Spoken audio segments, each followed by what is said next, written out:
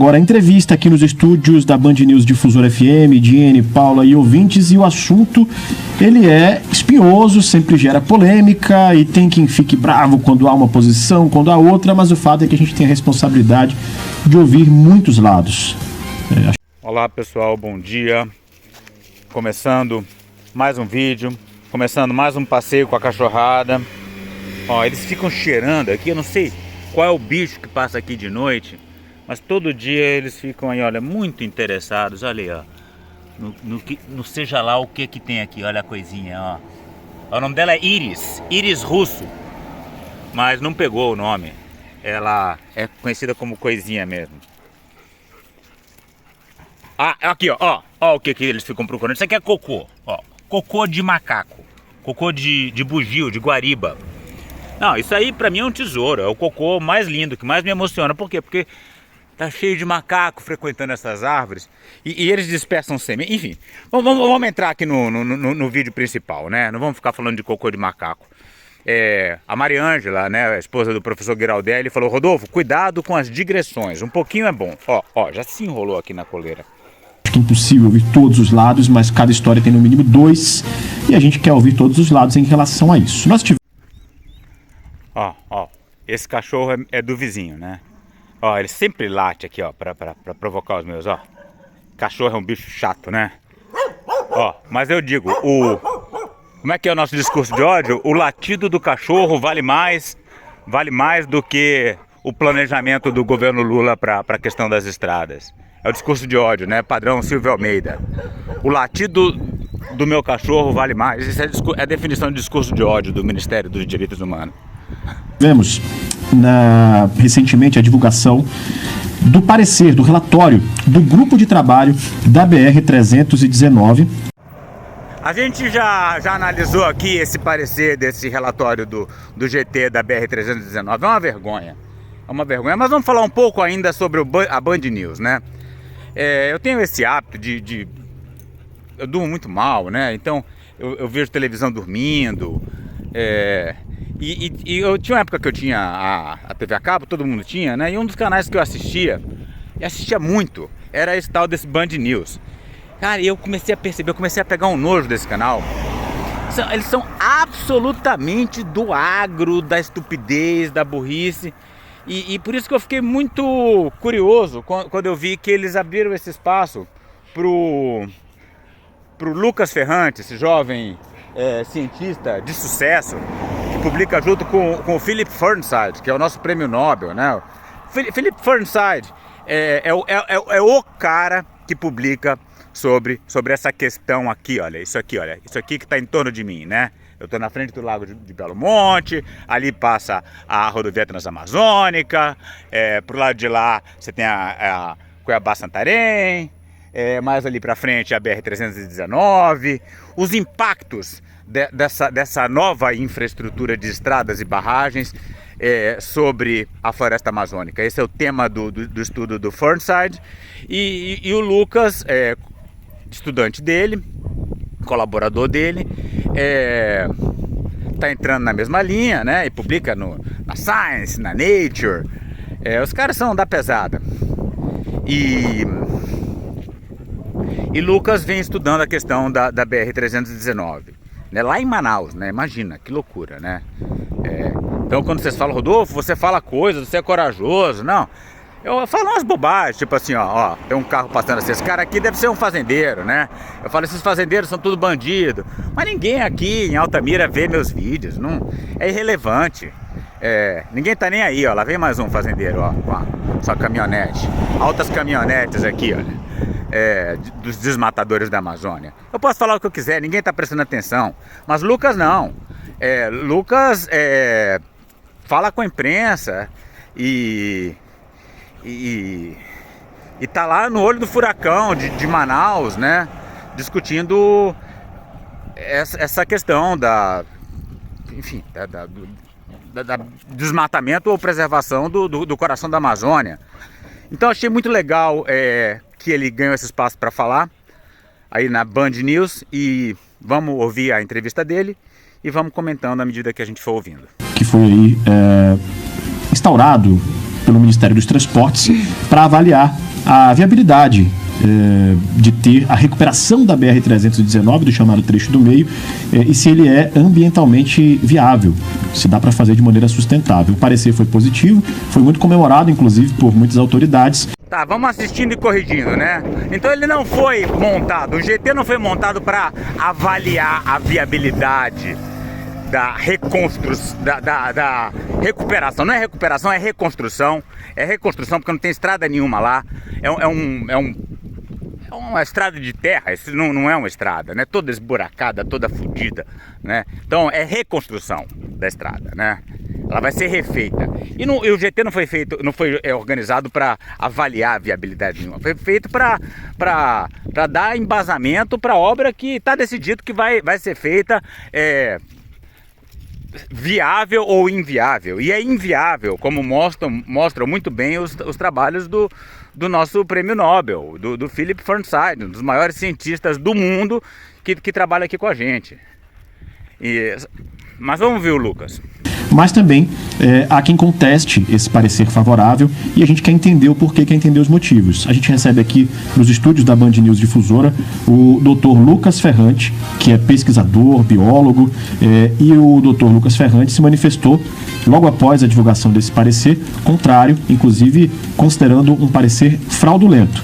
E a gente quer entender os motivos, quer falar um pouquinho sobre isso e ouvir outros lados também em relação à recuperação da BR-319. Dr. Lucas, seja bem-vindo conosco aqui nos estúdios da Band News Difusora. Muito obrigado por gentilmente ceder parte do seu tempo para conversar com a gente, com os ouvintes. Bom dia. Bom dia a todos. Eu agradeço o convite de estar podendo falar aqui sobre esse tema e fico à disposição de esclarecer qualquer informação técnica a respeito da rodovia BR-319. Muito bem. A gente esclarece também a você, ouvinte, que nós convidamos representantes do Ministério Público Federal e também representante do Ministério dos Transportes, inclusive do grupo de trabalho, para falar um pouco também, para a gente ter vários lados. Nessa mesma entrevista, infelizmente não foi possível. Você viram a pressa com que o jornalista fez questão de esclarecer? Olha, pessoal, estou falando com o Lucas aqui, com esse ecologista, mas por favor, não me leve a mal, não me leve a mal. E a gente deu muito espaço para os defensores da rodovia, né? Não vai nos cancelar por isso, por ter aberto o microfone para o Lucas falar a verdade sobre essa desgraça que é essa rodovia. Eu imagino como é que foi essa entrevista, né? O Ministério Público não pôde enviar um representante e também porta-voz do Ministério dos Transportes também estava impossibilitado. E claro que a gente vai tentar em outro momento para trazer informações, mas o Dr. Lucas está aqui para a gente para trazer um dos lados. E a gente conversa agora sobre o seguinte, Dr. Lucas. O senhor disse que considera fraudulento esse parecer favorável que foi dado pelo grupo de trabalho da BR-319 e a gente gostaria de entender o porquê. Quais são os motivos de considerar fraudulento esse parecer favorável? Nós temos dois grandes motivos de distorções de fatos graves ali. O primeiro deles é que no relatório consta que houve concordância das comunidades indígenas afetadas e de que não haveria impacto sobre essas comunidades. Perfeito. Mentira. Mentira. É fraudulento mesmo. Eu gosto do Lucas, que ele tem essa linguagem assim, enfática, né? Os que o criticam dizem que assim um pouco talvez exagerada, né? Você viu que foi o fraudulento que pegou, né? E é fraudulento mesmo, né? É claro que deve ter tido algumas reuniões com indígenas aí, com ata. Claro que deve ter tido um cacique que falou, eu quero essa rodovia, porque, claro, ele vai ganhar caminhonete, não sei o quê, né? Então a pessoa mais cautelosa pode dizer, houve problemas no processo de consulta. Mas o Lucas não, ele mete o peito e fala, não, é processo fraudulento. É por isso que deve ter causado um rebu danado lá em Manaus, né? E é por isso que agora ele está sendo chamado para falar na Band News. Aqui, ó, pequeno desabafo, né? Eu estou fazendo esse reflorestamento aqui na beira do Xingu. Olha só, cara, o que a burguesia de Altamira faz? Olha aqui, ó. Eles jogam, ó, espelho quebrado. Aqui, ó, a caixa d'água quebrada. Taca lixo para tudo que é canto. Esse aqui é o nível de civilização aqui da Amazônia, né? E Manaus não é muito diferente disso, não. Agora, por falar, não, dá para construir uma estrada de 1.000 quilômetros e tudo bem, não vai ter problema, porque vai ter governança, né? Podem fazer isso aqui na estrada, ó, proibido jogar lixo. Veja o efeito de dizer que é proibido jogar lixo. É só a placa mesmo. É lixo para tudo que é canto. A Amazônia é o caos, viu? Vocês me desculpem. E isso é uma informação completamente falsa. Inclusive, nós conseguimos trazer várias lideranças para Manaus. Eles chegaram de apresentar uma denúncia no Ministério Público sobre isso, né?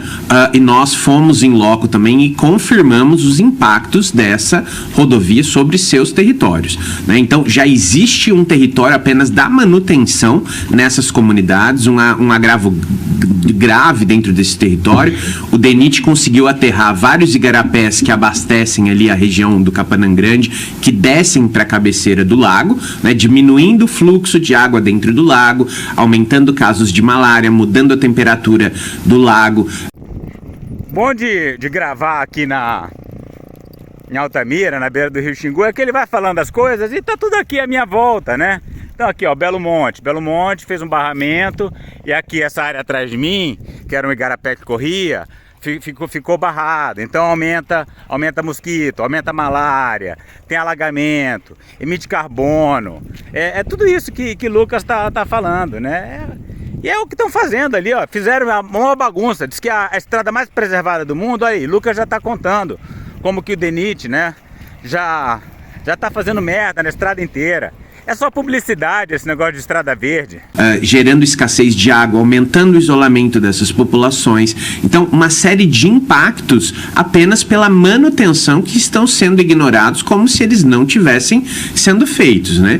E essas comunidades, elas estão perdendo território, né, para esses impactos e perdendo meios de subsistência, inclusive, né? O peixe é muito importante.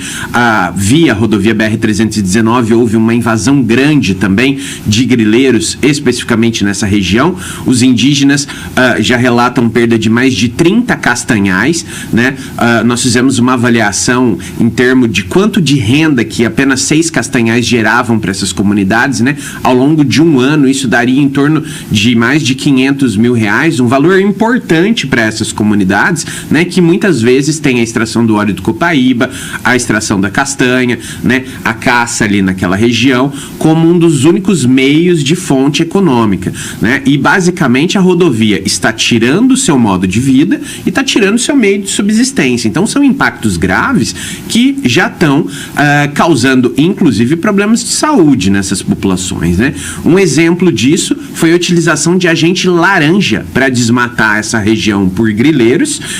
Isso escoou para os igarapés que já estavam com fluxo reduzido pelo aterramento do DENIT, né? Causando um envenenamento coletivo da comunidade do Capanã Grande, né? Isso é muito grave, né? Nós tivemos crianças com aumento de diarreia, adultos, idosos. Então, a situação ali nas aldeias está muito grave por conta apenas da manutenção, né, da rodovia. Sem considerar que nós já temos estudos já mostrando que os casos de malária por conta do desmatamento, porque a abertura de estradas na Amazônia e desmatamento estão muito associados ao aumento de malária, já subiram em mais de 400%, isso até 2021, né? Então, hoje nós sabemos que esses índices são ainda maiores, né? Então, é bem preocupante a situação. Então, esse é um dos primeiros pontos que foram completamente ignorados, inclusive, não apenas uma distorção dos indígenas se manifestarem contra a rodovia, como uma omissão dos danos que têm sido causados nos seus territórios e uma mentira clara ali que consta que os indígenas são favoráveis à rodovia, sendo que nós ouvimos todas as lideranças e absolutamente nenhuma se manifestou a favor, como nós escutamos inclusive na reunião de segunda-feira que nós tivemos com as lideranças indígenas e o Ministério do Meio Ambiente e o Ministério Público aqui em Manaus. Então, esse já é um ponto grave e fraudulento. Outro ponto gravíssimo é que eles requisitaram, inclusive para mim, estudos científicos da BR-319 revisados pelos pares, né? Então nós enviamos centenas de estudos para eles ali, publicados na Science, na Nature, Conservation Biology, os maiores periódicos científicos do mundo. Deixa eu adivinhar. E não citaram nada, né? Pois é, esse GT foi feito para enganar, para cumprir a etapa burocrática. Não foi para avaliar a viabilidade nenhuma. Agora o Lucas fala bem, né? Vou deixar rolar aqui. E basicamente eles ignoraram todos, né? Eles não consideraram um único estudo científico revisado pelos pares nesse... Ah, eu sabia. Mas essa era fácil. Não tão fácil, porque eles não precisavam ter ignorado todos. Eles podiam ter distorcido. Mas para distorcer você tem que ter coragem de ler, né? E depois se você distorce, depois você vai ter que contra-argumentar. Então, eu sabia que eles tinham ignorado todos. Se parecer, e basicamente eles criaram uma linha alternativa para falar que a rodovia é sustentável baseada em nada, porque o relatório não tem dado, né? É importante falar isso. O relatório ele não fez um levantamento em loco, ele não mediu desmatamento, são promessas vazias ali e promessas malucas, completamente malucas. Eles dizem que eles vão pegar um trecho de 500 km da rodovia. Ó, imagina aqui a rodovia, né, 319, né? Mete uma cerca aqui num canto, aqui numa lateral, a cerca na outra lateral e acha que pronto, que nada vai passar por essa cerca. É a cerca que ninguém ultrapassa. O grileiro vai passar ali na cerca, ele vai falar, poxa, queria tirar aquele mogno ali, queria ocupar essa terra, mas tem essa cerca que eu não consigo passar. Ah, porra, que palhaçada! Que essa cerca ela não vai nem ser feita. E se for feita vai cair assim na primeira semana. Tá, inaugurou a cerca, tá inaugurando aqui, estão derrubando lá. Palhaçada. E que muitas vezes nós observamos que cada vez mais se tiram as condicionantes de conter o desmatamento. A priori, há 4 anos atrás, seriam mais de 20 postos de fiscalização em torno da rodovia BR-319, ao longo da rodovia. Hoje já são 3. E são filhos sem mãe. Ninguém quer assumir essa marimba de assumir esses postos de fiscalização, né? Em uma reunião que nós tivemos em abril de 2019, orquestrada pelo Ministério Público para discutir a sustentabilidade da rodovia, um coronel da Polícia Federal, inclusive, onde foi apresentado alguns modelos de projeção de desmatamento que hoje que nós já sabemos que são subestimados, as taxas de desmatamento são muito maiores, ele afirmou que naquelas condições de projeção nunca haveria contingente de fiscalização e a rodovia geraria problemas para o estado do Amazonas inteiro, inclusive abrigando o crime organizado. Hoje nós sabemos que essas taxas de desmatamento já são maiores que os índices discutidos em 2019, né? Então, esses pontos foram completamente ignorados, né? Sendo que o próprio GT ali no relatório fala que considerou o histórico de reuniões do Ministério Público, né? E essas informações elas foram omitidas, né? Ou deixadas de lado, ou ignoradas, né? Por exemplo, em uma reunião de... O jornalista não fala nada não, é só o Lucas que vai falando nessa entrevista. Você está entendendo o que está acontecendo? O jornalista está com paura, cara. Ele falou, olha, deixa esse cara falar, eu vou falar o mínimo possível para me manterem fora dessa, porque qualquer coisa que ele falar, qualquer ou é mesmo que ele fizer para cima de Lucas, o pessoal do agro pula no pescoço dele. Por isso que ele tá quietinho, deixa ele falar, depois eu faço uma pergunta estúpida e aí ele fala de novo e encerra essa merda, né? Agosto também de 2019, um representante da Federação das Indústrias de Manaus manifestou que a rodovia é inócua, né, para a Federação das Indústrias. Por quê? É muito mais vantajoso e mais seguro o transporte de insumos via cabotagem, né, por barcaças, do que pela rodovia. Pois é, não é para desenvolver Manaus, é para abrir um pedação do estado do Amazonas para grileiro e para o crime. Essa é a função. A Amazônia está tomada pelo crime. Meus amigos, se eu for falar de cada um aqui à minha volta, é que eu não falo também, porque eu não sou besta, né? Não vou ficar atacando vizinho, né? Então, o que nós vemos que o DENIT e o Ministério de Infraestrutura tentam criar uma verdade alternativa com dados irreais para tentar falar que a rodovia é sustentável ou viável em detrimento do direito desses povos indígenas e do impacto substancial que essas pessoas estão sofrendo, né? A gente está falando de aumento de casos de malária, aumento de desnutrição, perda de território, então são impactos muito sérios, né? Então, eu acho acho que isso resume um pouco porque que esse relatório ele distorce completamente a verdade, é porque ele ignorou dados extremamente importantes que inclusive estão na base de dados que o Ministério da Infraestrutura falou que consultou, né? E é engraçado que um dos fatos ainda mencionados ali, né, destacados no relatório como uma das justificativas, uma ideia que ainda permanece, é a crise do oxigênio em Manaus, né? A crise do oxigênio em Manaus... Atenção, prestem muita atenção nessa história que o Lucas vai contar agora, tá? Eu já falei disso aqui para vocês em vídeos recentes, né? O caso do oxigênio em Manaus. Isso aí foi o assassinato de dezenas de brasileiros sem ar. Vocês viram? Ninguém entendeu por que o Pazuello fez aquela merda, né? Como assim faltou oxigênio? Não tem planejamento, não tem um ponteiro que fala quanto tem de oxigênio, não tem uma previsão. Como é que não chegou oxigênio em Manaus? Foi tudo por querer. Tudo por querer, como escreveu o Philip Fernside. Não sou eu que estou falando, não. É o Philip Fernside, prêmio Nobel, pesquisador que publica no Science, na Nature. Eles mandaram oxigênio pela estrada, pela porra da estrada que não funciona. Pra quê?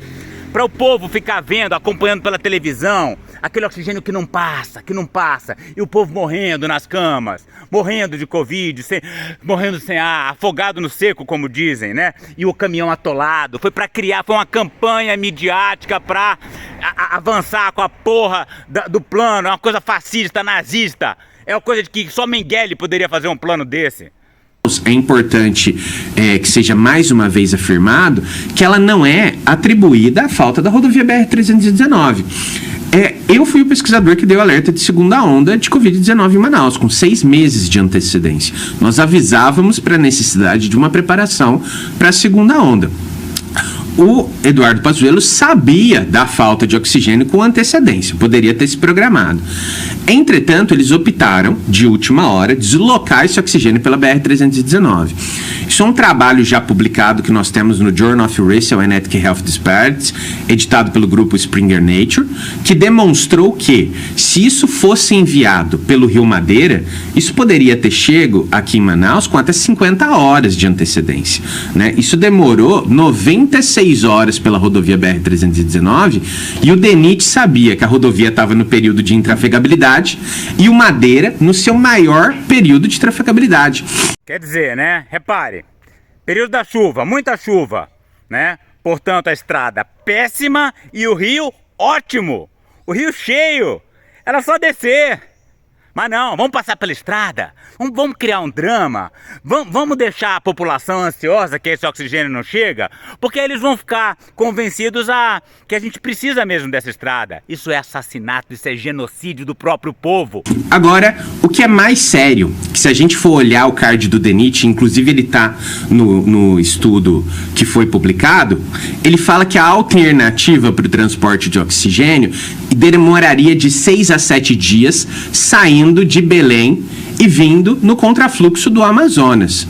Se o oxigênio estava em Porto Velho, qual é o sentido da alternativa ser saindo de Belém e não pelo Rio Madeira? E o pior, você olha o card com o mapa, o DENIT apagou o Rio Madeira do card. Vocês estão vendo, gente? A gente está lidando com bandido. Então não tem como falar em análise técnica. A gente tá fudido, a gente tá na mão de uma bandidagem que se associou à classe política. É a bandidagem do agro, é a bandidagem das grandes empreiteiras. Os pesquisadores estão isolados, você vê aí, ó. O Lucas fez essa entrevista. Eu fui ver ali quando eu fui baixar esse vídeo para analisar, tinha 13 visualizações, 13. Provavelmente a dele também, entre essas 13, né? Então ele ganhou um espaço, por isso que eu estou fazendo questão de trazer isso aqui e jogar esse vídeo para frente. Pessoal, olha, divulguem, compartilhem, porque a gente precisa dar voz a essas pessoas. O acadêmico, ele escreve o artigo, aí ele acha que está fazendo uma grande contribuição. O artigo dele, o Lucas manda para o pessoal do GT da rodovia. O que eles fizeram? Ignoraram, né? Por isso que eu também fiquei desiludido com a academia, sabe? Por isso que eu gasto meus dias aqui plantando coisa. Olha aqui, ó, as florzinhas que eu plantei, olha só, na beira do Xingu. Olha que coisa mais linda. Aqui, ó. E gravando vídeo para mandar para vocês. Porque você escreve artigo, publica na Nature, na Science, e é completamente ignorado. Ou seja, o DENIT fez um lobby para a rodovia com a crise de oxigênio em Manaus, matando pessoas. Inclusive, nós já representamos uma denúncia no Ministério Público que nós já temos notícias que vai representar isso por todas as evidências, né? Então, é muito grave esse lobby que o DENIT tem feito, esse lobby que o Ministério do Transporte tem feito e que não é o papel deles, né? Por exemplo, quem dá o aval para a pavimentação, quem fala que é sustentável ou não, é o Ministério do Meio Ambiente. O DENIT, o Ministério do Transporte, uma vez que todo o processo de licenciamento ambiental tenha sido seguido, ele simplesmente acata e executa. Só que nós não vemos isso acontecendo aqui. Isso é muito preocupante, porque a prerrogativa de tomada de decisão de dar o parecer é do Ministério do Meio Ambiente, que mais uma vez o GT se pronunciou, inclusive, que houve participação do Ministério do Meio Ambiente e não houve. Na reunião de segunda-feira, isso foi confirmado, isso já está público, que não houve participação. Doutor Lucas, desculpa lhe interromper, mas assim, existe uma questão logística muito complicada no estado do Amazonas hoje, né? Hoje nosso acesso é ou por avião ou por barco. Né, de barco de Porto Velho para cá, 2, 3 dias, dependendo nas embarcações menores, né? Se for lancha é um pouco mais rápido, se for de balsa é um pouco mais demorado. E aviões, né? Os voos, hoje, você para fazer uma viagem aqui no estado vizinho é mais de R$3.000. Por isso que existe talvez esse argumento pela BR-319 como uma via de acesso, né? E esse argumento intervenção ali no meio da fala do Lucas, né? E é impressionante, a mulher tá ignorando o que ele falou.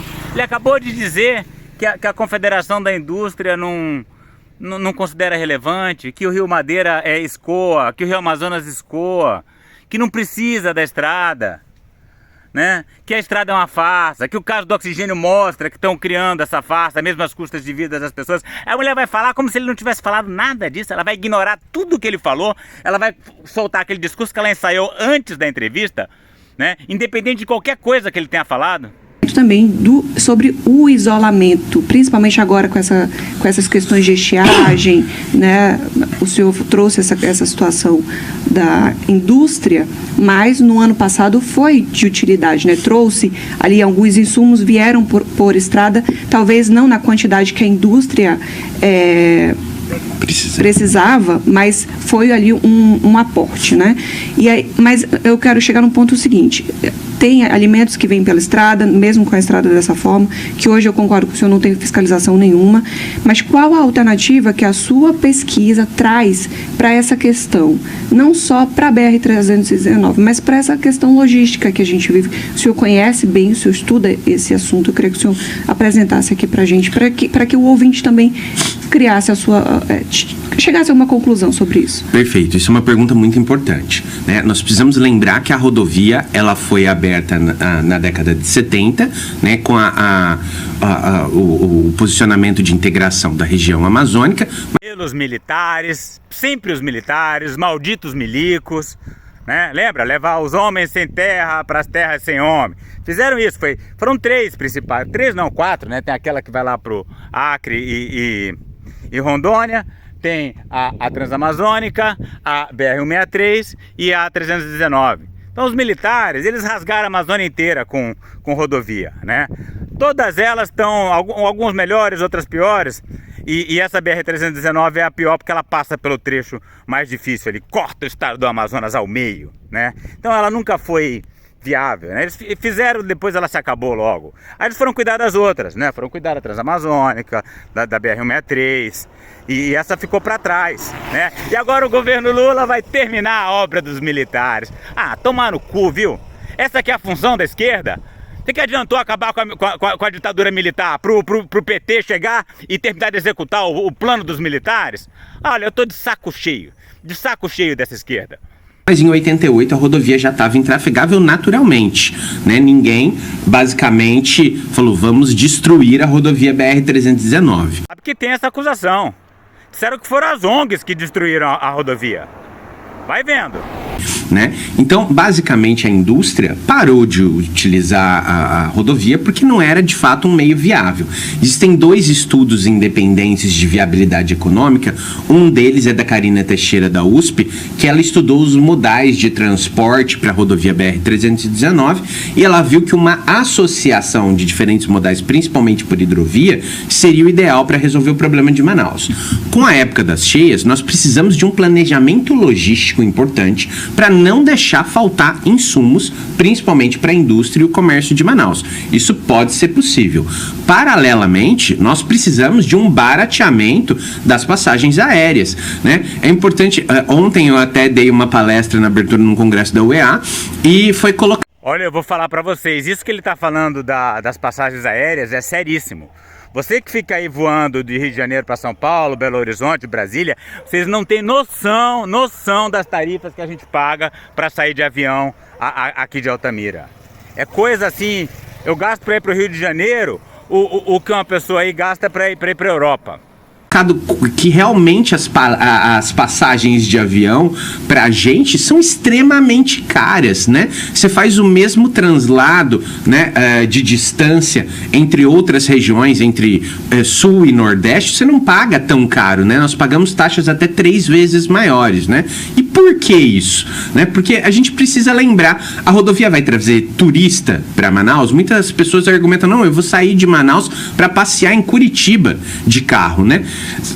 É meio que absurdo, é uma distância muito grande, é muito cansativo, né? A rodovia não tem infraestrutura para isso e não comportaria, porque se a gente quer garantir a sustentabilidade, a gente precisaria evitar, né, grandes empreendimentos naquela região.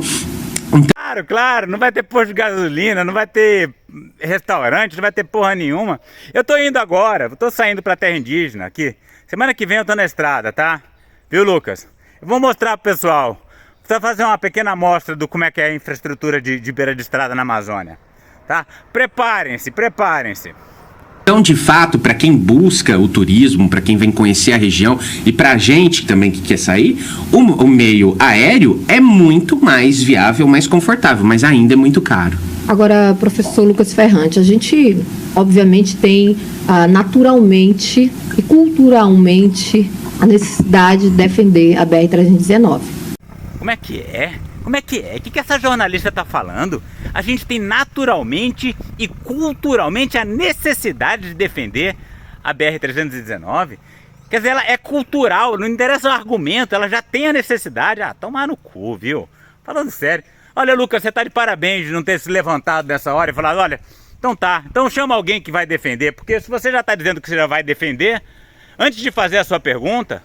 Porque nós nos sentimos isolados do resto do país e não temos uma estrada que liga o estado ao restante do Brasil. Pará tem, sabe? A gente se sente inferior muitas vezes e não é síndrome de vira-lata, a gente se sente mesmo.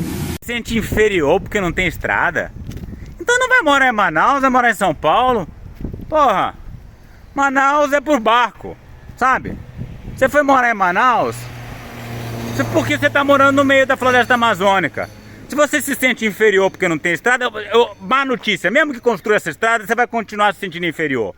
Porque nunca que você, no seu período de vida aí, você vai ver estradas como as de São Paulo chegando e saindo de Manaus. Ah, fala sério, se sente inferior. Eu já li estudos sobre a possibilidade de se insistir numa ferrovia. Porque, segundo esses estudos, aí o senhor vai falar isso melhor para a gente, o solo da BR-319 é argilo-arenoso. Então, não, de toda forma, qualquer infraestrutura ali de rodovia não demoraria muito tempo a depois se demover, né? Pelo tempo, pela natureza, por tudo. Isso porque, como o senhor bem colocou, ela não durou 10 anos. Né? Então, para você tê-la, além de se gastar muito com a infraestrutura de uma rodovia, a manutenção dela seria bilionária. Fim, ninguém gosta de falar sobre isso, mas essa é a realidade já colocada em estudos. Como que a gente pode lidar com a possibilidade de uma ferrovia? Vamos deixar o Lucas falar, né? Vamos deixar o Lucas falar. Mas para fazer a porra da ferrovia, precisa da rodovia. Como é que vai fazer a ferrovia? Você acha que o trem vem, traz as coisas, aí bota, aí faz mais um pouco... aí o trem vai mais um pouco, aí faz mais um pouco. Não, você vai ter que abrir a porra da rodovia e você mete a ferrovia, que nem querem fazer na BR-163. Papo de maluco. E tanto a ferrovia quanto a rodovia acaba com a floresta amazônica, leva o arco do desmatamento até a cidade de Manaus. Agora vamos ver a explicação mais cuidadosa do Lucas. Duas perguntas muito importantes, né?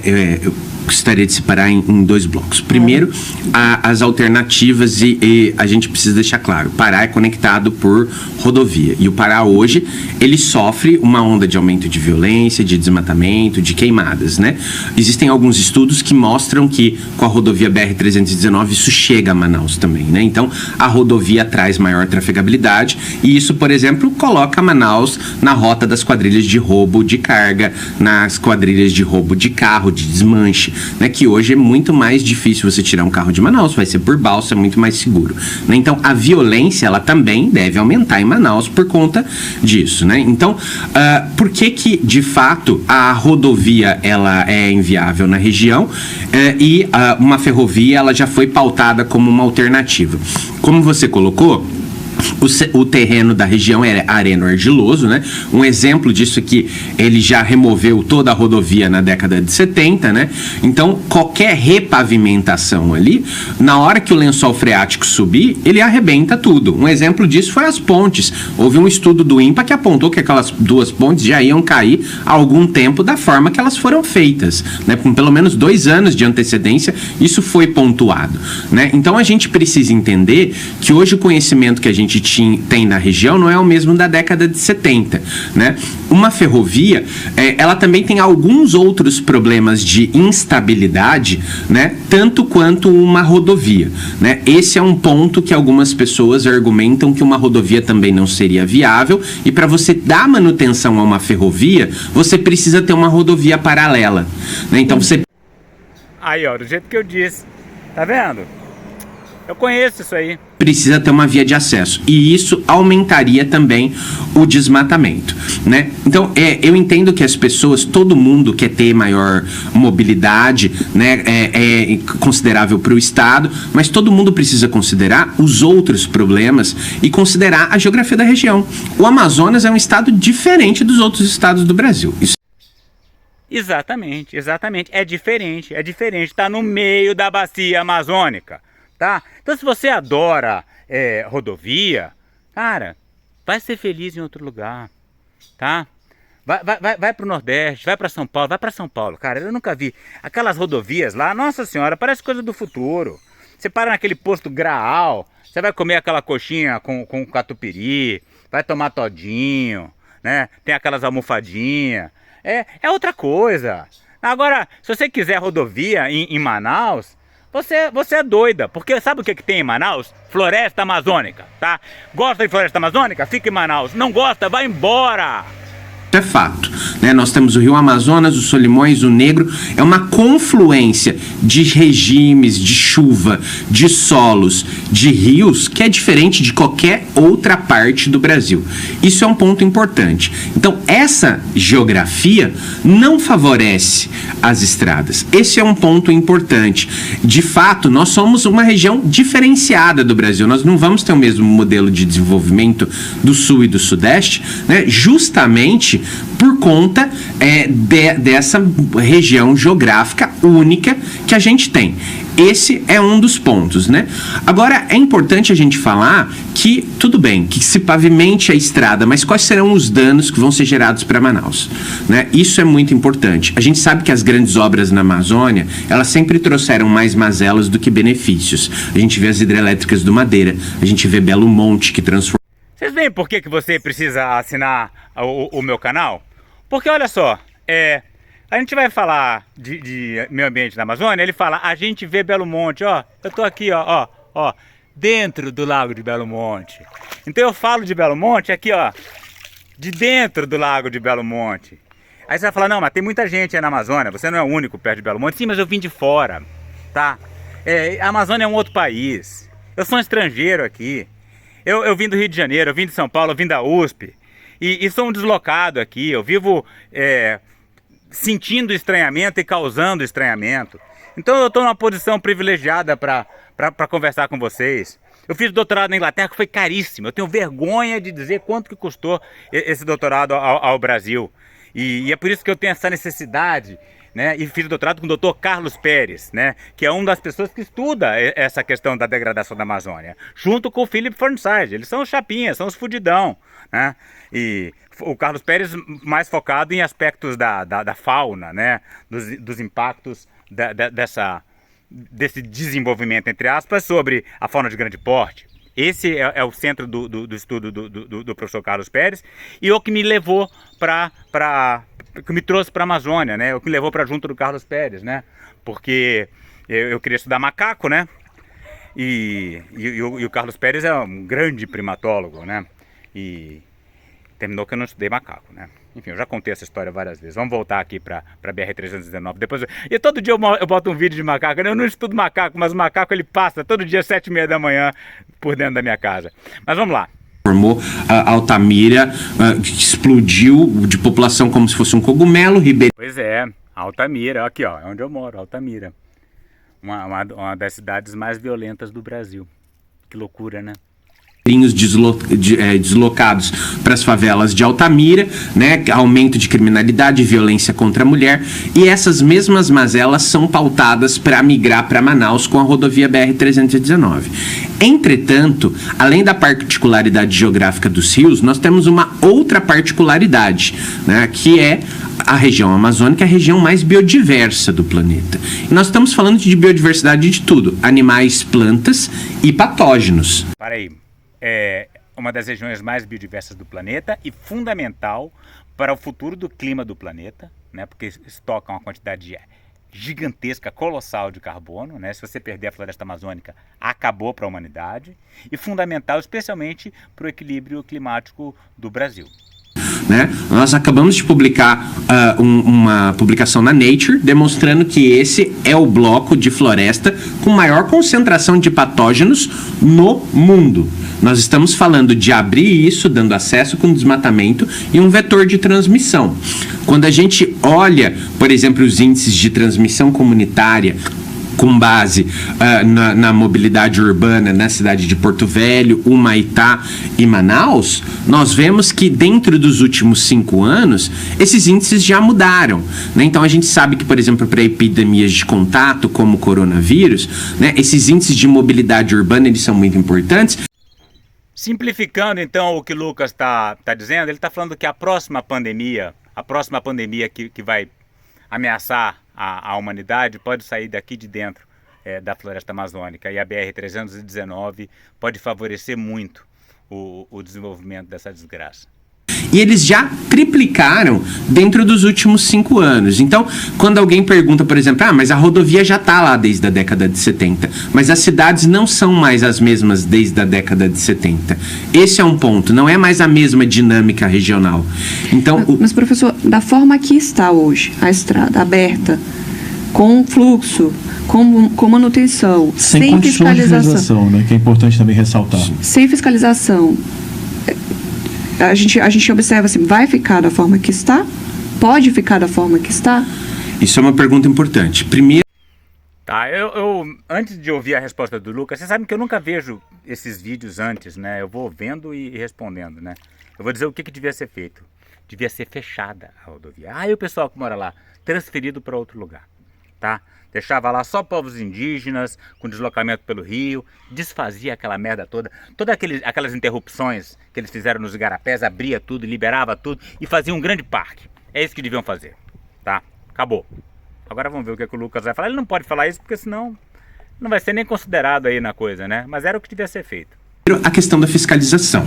É um mito que asfaltamento leva à fiscalização, né? Para todas as rodovias da Amazônia, nós vimos o contrário, aumento do desmatamento com pavimentação.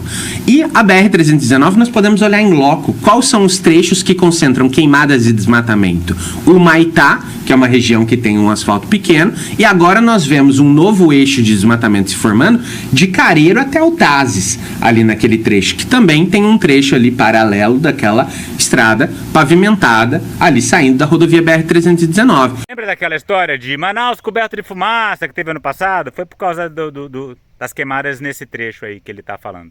os índices de desmatamento nessas áreas e de queimadas são muito maiores do que qualquer outro pedaço, lote A, B, C ou trecho do meio, né? Então, isso é muito importante e todos os outros estudos publicados para a Amazônia também mostram isso. É importante que a pavimentação, ela não pode ser usada como desculpa para o Estado não estar presente. O Estado ele tem que chegar antes e estabelecer governança antes. O problema é que Como solucionar o problema agora, sem pavimentação? O problema ele precisa ser resolvido primeiramente fazendo a consulta dos povos indígenas. Isso é muito importante. Eles têm direito de consulta estabelecida pela Convenção 69 da OIT, né? E primeiramente precisa ser sanado os problemas que a manutenção está gerando sobre o seu território. A segunda coisa, precisa fazer desintrusão das áreas invadidas, né? Nós temos uma irresponsabilidade do INCRA, do IPAAN e do governo federal também, que não tem fiscalizado adequadamente essas áreas, e o governo federal ainda está tentando pavimentar a M366, que liga até Tapauá e depois cortaria até Tefé, abrindo aquele bloco Transpurus também ao desmatamento, né? Que já tem um ramal ilegal cortando terra indígena. Então é importante, primeiramente, você fazer a desintrusão das invasões dessas áreas, né? As desapropriações adequadas e aplicar a lei, porque a gente sabe onde o desmatamento está acontecendo. Se as fiscalizações não estão chegando, é porque o Estado está sendo omisso. Quando eu falo Estado, eu estou falando municípios, Estado e governo federal, né? Então, isso é importante. Nós precisamos de ações incisivas para zerar o desmatamento daquela área, né? Isso pode ser através do PPCDAN, que é o Programa de Contenção do Desmatamento do Governo Federal, criado lá em 2002. Inclusive, a reunião que nós tivemos com o Ministério do Meio Ambiente foi já para apontar os hotspots de desmatamento, onde se concentra o desmatamento na BR e que haja uma desapropriação massiva das áreas de grilagem, o que é muito importante, e uma ação intensiva de fiscalização. Ao mesmo tempo, nós precisamos de um licenciamento adequado, né? O IBAMA ele precisa ter toda a autonomia para avaliar a questão e falar, olha, a rodovia BR-319, ela pode ser viável ou não, e se ela não for, aqui estão os motivos, ela vai gerar mais problema para Manaus e para todas as comunidades, e essa decisão ela precisa ser respeitada. Mas eu acho que, primeiramente, o caminho é suspender qualquer coisa que não tenha os estudos ambientais devidos, fazer a consulta dos povos indígenas, até porque esse é o processo de licenciamento ambiental, ele não pode ser atropelado, e intensificar massivamente a fiscalização, que pode ser feito desde já. Doutor Lucas, a gente precisa encerrar aqui o nosso programa e devolver para a programação da Rede Nacional, encerrando aqui o nosso tempo, mas tem muitos ouvintes aqui se manifestando da seguinte maneira. Não entendi qual seria, por exemplo, a opção, no caso da BR não sair. Mas e aí? A gente já falou sobre passagem aérea, falou sobre barco e tudo, que é uma coisa que a gente já sabe. Mas de maneira prática, o que poderia nos ajudar? O que poderia ser uma opção para acabar com esse isolamento aqui da nossa região? Ele acabou de falar. E aí o outro fala, não, aquilo isso que você fala de barco e de avião, é de que é uma coisa prática. Ah, porra. Ele acabou de falar, você quer que ele repita a entrevista toda?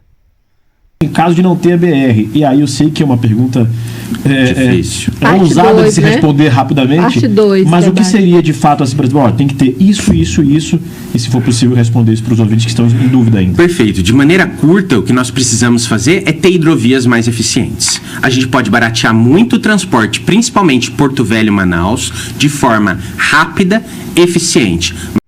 Olha, Lucas, você tá de parabéns, viu? Parabéns pela paciência, pela organização da argumentação e pela educação, porque eu já tinha mandado todo mundo aí a merda. Mas para que isso seja viável, nós precisamos ter uma política de contenção de mudança climática. A gente sabe que isso está acontecendo para a Amazônia e nós precisamos rapidamente de uma resposta do governo federal para inclusive mitigar esse desmatamento que agrava essa situação que poderia se tornar um exemplo para o mundo de transporte barato, eficiente e rápido para a região. Agora, é importante ter, de fato, uma atuação incisiva do governo federal que parece que tem abandonado isso. Então, esse seria o caminho para aumentar o desenvolvimento e também diminuir o isolamento do estado do Amazonas.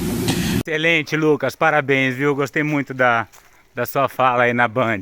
Olha só, eu tava falando dos macacos, olha, eles já estão aqui nesse minuto. Oh, e pulou ali, deixa eu ver se eu consigo filmar. Ali, estão lá em cima. Aqui, ó. Peraí.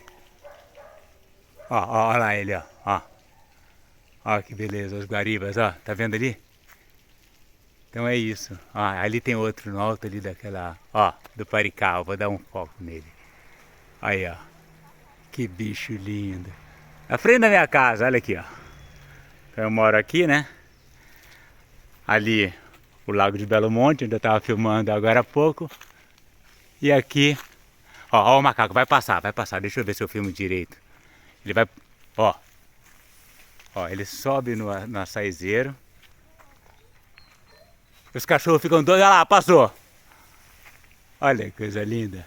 Eu adoro esses macacos.